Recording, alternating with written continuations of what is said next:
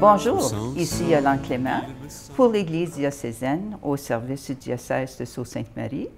Et aujourd'hui, je suis dans le studio avec Christophe Coulombe, que j'ai rencontré quelques mois passés et que j'ai vraiment trouvé son parcours personnel et professionnel très intéressant. Alors, nous avons décidé de l'inviter. Alors, bienvenue à l'Église diocésaine, Christophe. Merci, Yolande. Ça fait plaisir d'être ici. Puis, je sais là, que tu as entendu ça 50 000 fois, mais on a tendance à dire Christophe Colomb. Oui, souvent. Je pense quand j'étais à l'école en troisième année, c'était la même histoire. Tu sais, Christophe Colomb, quand c'était introduit là, en histoire, c'était le début de mon séjour à la découverte de l'Amérique. Alors, je vais te demander de réciter la prière de sérénité, que je sais qui est très importante pour toi. Alors, récitons-la ensemble. Absolument. Mon Dieu, donne-moi la sérénité d'accepter les choses que je ne peux changer, le courage de changer les choses que je peux, et la sagesse d'en connaître la différence. Alors, plus tard, on va parler de pourquoi cette prière est importante pour toi, mais pour commencer, parle-nous de ton enfance, ta jeunesse, tes parents. Oui, bien, pour commencer, j'ai été né ici à Sudbury, au Moulin à Fleurs. Mes parents, on avait une maison pas loin de l'église Saint-Jean-de-Brébeuf, sur la rue Bond. Donc, j'ai été élevé sur la rue Bond et j'ai passé toute mon enfance au Moulin à Fleurs. Je me souviens quand l'ancienne école Nolin était en place. C'est là où j'ai passé les premiers 3-4 ans. Et ensuite, j'ai fréquenté l'école Saint-Joseph par après. Mais en fait, niveau secondaire, on avait déménagé de la Bonne sur la rue Brébeuf. Et puis, j'ai demeuré là au bord de la rue du Collège Notre-Dame. Donc, c'est là où je suis allé au secondaire. Et j'ai eu la chance de travailler avec les Sœurs Grises aussi de la Charité d'Ottawa, parce que j'étais là au bord de la rue. Donc, ça a bien donné. J'allais déblayer les entrées le matin quand on avait de la neige, puis c'est moi qui prenais soin du terrain. Oh, wow! Oui, pendant l'été, puis pendant mes années, pas seulement secondaires, mais universitaires aussi. Une belle expérience. Tu es allé à l'université à Sudbury? Oui, donc j'étais étudiant à l'Université Laurentienne. J'avais terminé mon bac en éducation physique et santé, spécialisation en promotion de la santé. Je ne dirais pas quand, mais c'était avant 2000. As-tu des sœurs, des frères? Oui, parle-moi de tes parents. Ah, absolument. J'ai deux sœurs qui sont plus jeunes, donc je suis le plus vieux de la famille. Et puis, mes parents, mon père travaillait à Inco. Lui puis quelques de ses frères sont venus du Nouveau-Brunswick. Mon père vient du Nouveau-Brunswick, autour de Saint-Quentin, Kedgewick, dans le nord du Nouveau-Brunswick. Ils sont venus ici pour travailler dans les mines. Et puis, aujourd'hui, il est en retraite. Et puis, ma mère, elle a travaillé à l'Université Laurentienne. Oui, dans le département de liaison. C'est là où elle a travaillé. Est-ce que tes deux sœurs sont dans les environs? C'est pour... on est tout revenu à la maison. Moi, j'ai passé seulement 2 ans à Mississauga pour avoir un peu d'expérience de travail, puis mes sœurs ont fait pareil. On est allés à l'extérieur, mais on est toutes revenus. Mes deux sœurs sont tous les deux à Garson en ce moment. Alors, ta carrière de professeur d'éducation physique, est-ce que ça... Bonne question. J'ai commencé avec une situation pas mal sérieuse quand j'ai terminé mes études. J'avais subi une fracture cervicale dans un accident de voiture. Donc, ça a vraiment changé ça a changé mon chemin, là, en fait, de carrière. C'était l'année que je graduais, ma dernière année. Et puis, ça a changé ma vie. Ça a changé ma vie. J'ai été paralysé pendant longtemps. Et les médecins m'avaient dit que je ne sortirais jamais de ma chaise roulante dans ce temps-là. Puis j'étais vraiment heureux puis chanceux d'avoir survécu l'événement, mais c'était quelque chose qui a changé ma vie. Et puis ça a changé ma vie pas seulement le fait que j'avais des problèmes physiques et du mal chronique et des effets médicaux sérieux, mais ça a changé ma vie en fait de qu'est-ce qui est important dans la vie. Et puis c'est là où j'ai vraiment commencé à voir l'importance d'avoir une vie spirituelle. Oui, j'ai eu un éveil spirituel avec cet événement-là. Donc, oui, qui a vraiment, qui m'a aidé pendant ma réhabilitation. Je pense que c'est ça qui m'a donné le courage de continuer. Est-ce que c'était soudain, ton éveil, ou est-ce que c'était une période de temps? Non, l'éveil était soudain. Lors de l'expérience, quand les gens étaient là pour me faire revenir, plus ou moins, c'était comme, oui, c'était pas mal, oui.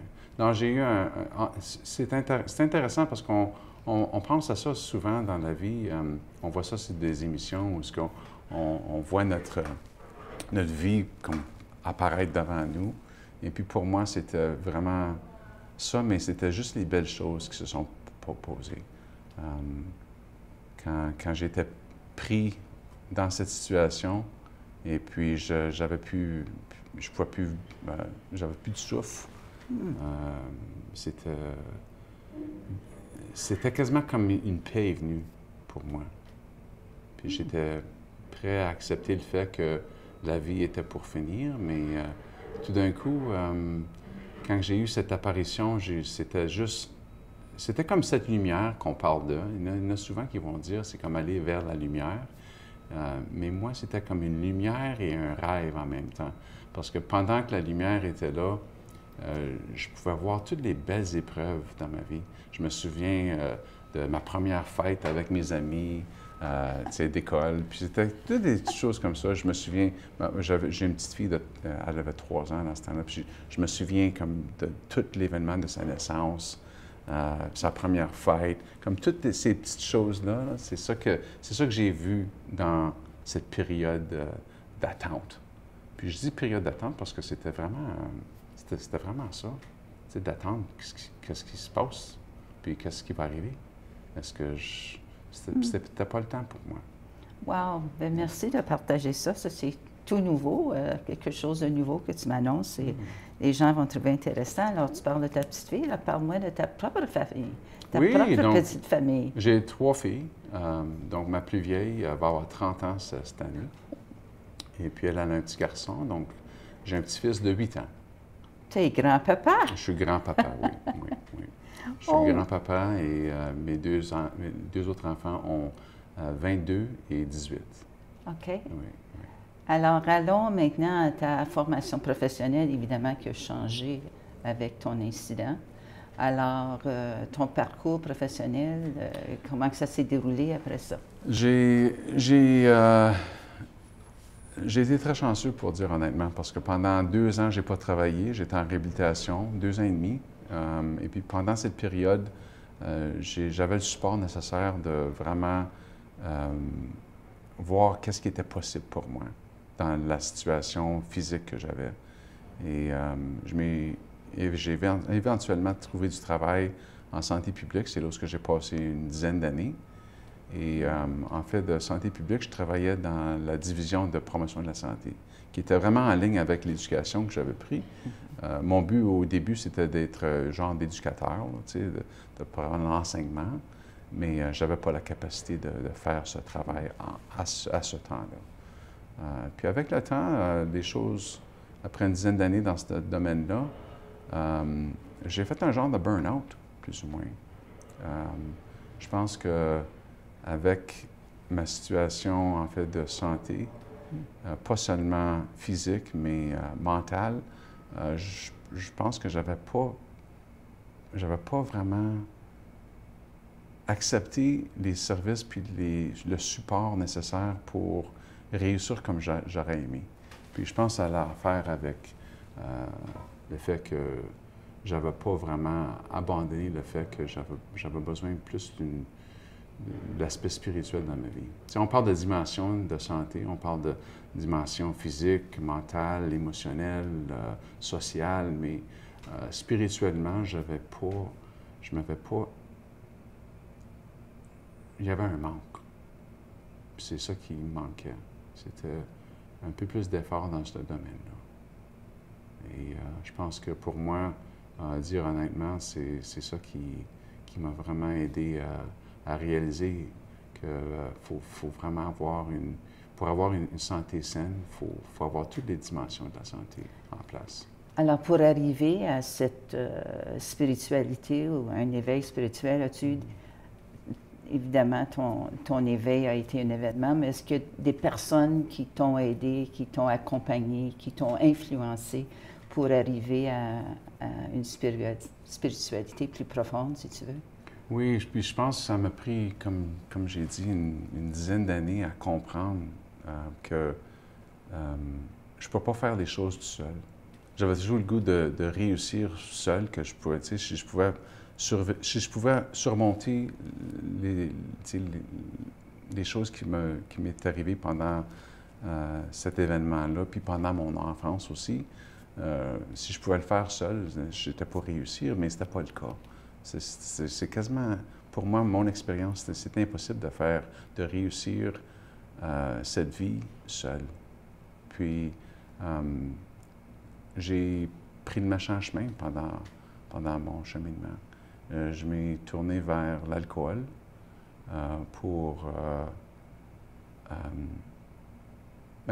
en fait, médicaments, vraiment, pour dire honnêtement. Parce que j'avais des médicaments pour mon mal chronique, mais l'alcool, c'était quasiment comme une addition à cette solution. Tu sais, c'était comme une solution pour passer une journée au complet et une semaine. Et puis, avec le temps, c'était pas la réponse. Malheureusement, j'avais pas les gens en place pour m'en sortir, jusqu'à ce que j'ai trouvé que j'ai frappé le mur. Et puis, malheureusement, il a fallu que je sois hospitalisé. Donc, c'est là où j'ai réalisé, lors de mon retour à l'hôpital, où j'avais eu une bonne réhabilitation, que la santé, c'était plus que juste physique. Il y avait autre dimension. Et puis, j'étais pris dans une situation pas mal sérieuse, où j'avais plus le goût de vivre, malheureusement. Et puis, aujourd'hui, j'ai le goût de vivre, mais ça a pris un autre 8 à 10 ans pour me rendre où je suis aujourd'hui. Et puis, c'est à l'aide des gens qui m'ont entouré, puis c'est à l'aide du fait que j'ai accepté de l'aide. Si je ne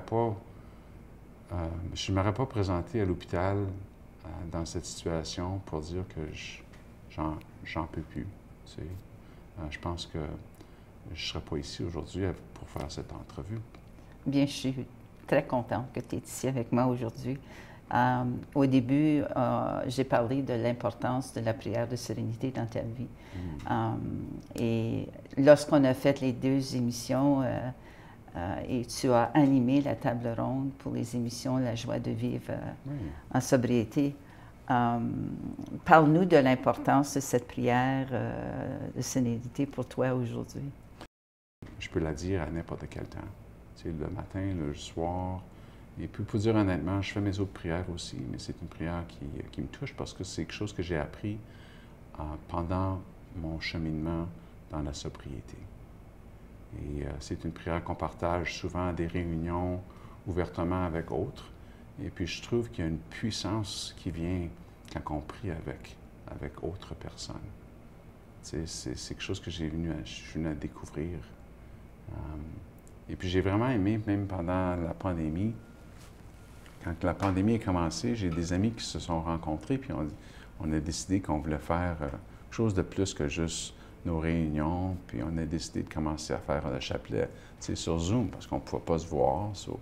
Pendant 2 ans, on avait fait le chapelet à chaque jour à 3 heures, et puis on avait un peu plus de flexibilité parce qu'on travaillait de la maison, puis c'est quelque chose qu'on a continué à faire. C'est beau de voir que, tu sais, ça a ouvert des portes à la prière avec autres. C'est beau de prier seul, mais je trouve qu'il y a une puissance qui vient quand on prie avec nos pères. Alors, ton rapprochement ou ta croyance plus profonde dans un être suprême et dans Dieu, est-ce que c'est vraiment à l'hôpital que tu l'as vécu? C'est surprenant de voir que j'ai eu une expérience qui a changé ma vie, mais je pense que je viens à découvrir que, comme humain, on vient à oublier des choses. Moi, c'est quasiment comme si, tu sais, les choses vont bien. J'ai oublié que, tu sais, j'avais un être suprême qui était là pour m'aider. Et puis, j'avais plus ou moins une courte mémoire, pour dire honnêtement. Donc, c'est surprenant de voir que tu peux avoir plus qu'un éveil spirituel. Puis, j'ai eu plus qu'un éveil spirituel. Tu sais, je parle d'un éveil spirituel quand j'ai eu mon accident à l'âge de 23 ans, mais j'ai eu un autre réveil spirituel quand j'avais 42 ans en sobriété. Donc, c'est juste beau de voir que Dieu est toujours là. Souvent, on n'est pas là pour lui, mais lui est toujours là pour nous. Est-ce qu'il y a eu une personne en particulier dans ta vie qui t'a aidé davantage dans ton parcours spirituel? Quand j'ai commencé le programme des 12 étapes, j'ai rencontré quelqu'un de vraiment spécial qui est devenu un genre de parrain pour moi. C'est quelqu'un qui, malheureusement, n'est plus avec nous aujourd'hui. Son nom, c'est Bruce. Et puis, c'est quelqu'un qui il est décédé l'été passé, au mois d'août. Et puis, c'est quelqu'un qui était ouvert à prier avec moi. C'était quelqu'un qui était ouvert les bras ouverts pour m'accompagner pendant mon cheminement. Quelqu'un avec non-jugement. C'est quelqu'un qui m'a aidé avec ces étapes-là que je parlais de. Puis je pense que quand on parle des étapes ou quand on parle de programme, je pense que c'est exactement ça. C'est un programme d'action qu'on a besoin. Moi, j'avais besoin de la structure dans ma vie. Puis ça inclut une composante spirituelle. Tu sais, je peux prendre soin de ma santé en fait de nutrition, je peux prendre soin de ma santé en fait d'activité physique, et puis je peux m'accompagner avec des gens pour être plus social, mais la spiritualité, c'est une composante qui est essentielle.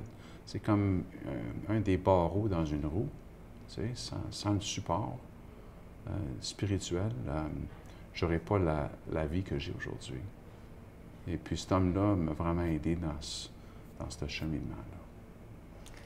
Alors là, tu as beaucoup partagé au niveau personnel.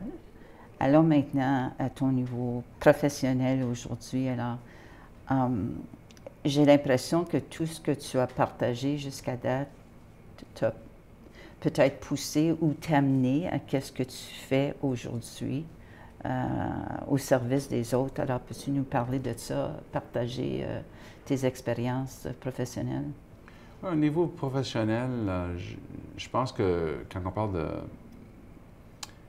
Souvent, dans ma vie, je me disais, c'est quoi la raison d'être? Tu sais, on parle de raison d'être, puis finalement, je suis venu à un point où j'ai trouvé cette raison d'être. Et puis la raison pour moi aujourd'hui, c'est d'aider ceux qui ont besoin de l'aide. Et puis moi, quand j'avais besoin de l'aide, j'avais des gens comme Bruce, des gens comme Père Robert, qui est quelqu'un qui est important dans ma vie aujourd'hui. Et puis, pour dire honnêtement, c'est vraiment important que j'ai des gens qui sont là pour m'aider avec les événements qui continuent à être difficiles. La vie n'est pas plus facile aujourd'hui à cause que j'ai une vie spirituelle ou à cause que je suis en sobriété. La vie est encore très difficile, mais j'ai une solution. Puis la solution, c'est une structure qui me permet à être moi dans une place de santé, une place saine. Et tu dois te sentir très confortable à accompagner les autres parce que tu ressens, tu dois travailler avec ton cœur parce que tu as vécu beaucoup de ces événements-là que avec les gens que tu côtoies aujourd'hui? Alors? Je pense que quand on parle c'est quasiment comme si quand on aide ceux qui ont besoin de l'aide, nous autres, on reçoit un cadeau. C'est comme ça que je le vois. Et puis c'est ça que j'ai compris de ceux que je parlais de ceux qui m'ont accompagné pendant mon chemin. C'est que on ne peut pas garder ce qu'on a si on ne le partage pas avec d'autres. Et puis pour moi, de faire du bénévole avec des prisonniers qui sont pris qui sont pris dans la toxicomanie, si je peux être là pour eux, c'est ça que je vais faire. Et puis c'est ça une des raisons que je travaille dans le domaine de santé mentale et toxicomanie, c'est parce que c'est là où j'ai trouvé ma raison. C'est un genre de purpose. Quand on dit en anglais, là, c'est quoi what's our purpose? Ma raison d'être, c'est de faire ce que Dieu me demande de faire. Puis c'est d'aider les autres. Puis en retour, je m'aide moi-même. C'est une simple chose, c'est quelque chose que je trouve, pour moi, la simplicité, c'est ça qui est important, parce que je complique les choses. J'ai toujours compliqué les choses. J'ai toujours mis les choses... ça n'a pas besoin d'être compliqué, ça n'a pas besoin d'être comme ça a toujours été. Puis aujourd'hui, c'est un peu plus facile. C'est pas plus... C'est encore difficile, la vie, mais est un peu plus... C'est une meilleure vie. C'est comme ta prière, c'est une prière simple oui, qui dit absolument. tout Oui. au niveau du passé, présent et avenir, et de vivre le moment. Oui. Et je pense que par ton témoignage, j'imagine que tu vis chaque jour comme un cadeau de Dieu. Et alors maintenant, parle-nous de Christophe au niveau de tes loisirs, tes passe-temps. Alors, que fais-tu pour t'amuser? Pendant plusieurs années, pendant une vingtaine d'années, j'avais pas vraiment la capacité d'être aussi actif que je suis aujourd'hui. Vivre en sobriété, puis vivre dans l'esprit que j'ai aujourd'hui, en fait, de vie spirituelle, j'ai mis des priorités en place, et puis j'ai pris soin de moi-même. Et puis là, j'ai la capacité de jouer au golf. J'ai la capacité d'aller faire de la pêche pour quelques heures sans du mal qui me permet de continuer. C'est des choses qui sont pas mal incroyables. Donc, j'aime beaucoup faire de la pêche. Je passe du temps sur l'île Manitoulin dernièrement. Et juste le fait que je peux être actif avec mes enfants puis avec mon petit-fils aussi. Je pense que ça, c'est quelque chose qui est très important pour moi. J'ai la chance de jouer au basketball avec le petit. Je suis retourné sur mes patins. Pendant plusieurs années, je n'ai jamais patiné. Je suis allé faire du ski. Je suis allé faire du ski de fond et du ski de pente pour la première fois dans 25 ans, cet hiver. Donc ça, c'est quelque chose que j'ai jamais été capable de faire si je n'avais pas pris soin de moi-même. Quand j'y pense, il y a bien des cadeaux qui sont venus dernièrement, là, qui sont vraiment spéciaux. Puis je me sens en meilleure santé aujourd'hui que depuis avant mon accident. Oh, wow! Je te comprends parce que moi, je fais du ski de fond quasi chaque jour durant l'hiver. Alors, pas faire du ski de fond, je ne peux pas m'imaginer. Alors, écoute, le temps s'écoule déjà, mais je te poserai la question pour finir. As-tu une devise dans ta vie ou un passage biblique qui t'inspire et qui te motive? Bonne question. J'ai un petit livret que j'utilise à chaque jour. C'est une réflexion du jour. Et puis, il y a des choses que je fais qui sont en fait de structure, parce que c'est ça qui est important pour moi, c'est une structure. Donc, il y a des lectures que je fais à chaque jour qui sont importantes pour moi. Et puis, en fait, de réflexion du jour, à chaque jour, j'ai cette lecture que je fais. Et puis, j'essaie de penser à ce que c'était ce matin exactement, mais c'était relié à la famille, c'était relié au bénéfice de vivre une vie spirituelle et les bénéfices qui viennent, en fait, de famille. Mais que la famille, s'ils ne comprennent pas ma maladie, que je dois l'accepter exactement comme c'est. Puis ça, c'était le message que j'avais aujourd'hui. Puis je pense que, en fait, d'aspect spirituel, en fait, de lecture, je pense que c'est une chose qui me donne de la direction, puis qui me donne quelque chose d'important, en fait, de réflexion pour chaque jour. Bien, merci, Christophe, d'avoir partagé tes expériences de vie personnelles et professionnelles. Et sans doute, l'Esprit Saint te guide et ta joie de vivre est contagieuse. Alors, merci d'avoir eu le courage de jaser avec moi aujourd'hui. Et vous, à la maison, merci d'avoir passé cette demi-heure avec nous aujourd'hui et je vous souhaite une excellente semaine. Ici Yolande Clément pour l'Église diocésaine au service du diocèse de Sault-Sainte-Marie. À la prochaine. Des fois, on est tellement impuissant. Impuissant. Ouais. Je pense que c'est ça l'idée. Et d'avoir quelqu'un, d'avoir un être supérieur nous permet de savoir qu'on n'est pas seul. Pour moi, ça, c'est important, de savoir que je ne suis pas seul, que je peux toujours avoir un être supérieur pour m'aider pendant mes temps difficiles, et me donner cette patience que j'ai besoin. Et puis, c'est bien important, après que tu es venu à ta première rencontre, reviens, décourage-toi pas, parce que c'est ça qui m'a aidé à rester sobre aujourd'hui, c'est les réunions. Parce qu'avant que je rentre là, bien, premièrement, j'avais une grosse peur de rentrer dans la porte et venir. Mais pour cela, ne faut-il pas tant de fois apprendre encore à être vrai, apprendre à se connaître, être avant de paraître, s'aimer soi-même comme on est, garder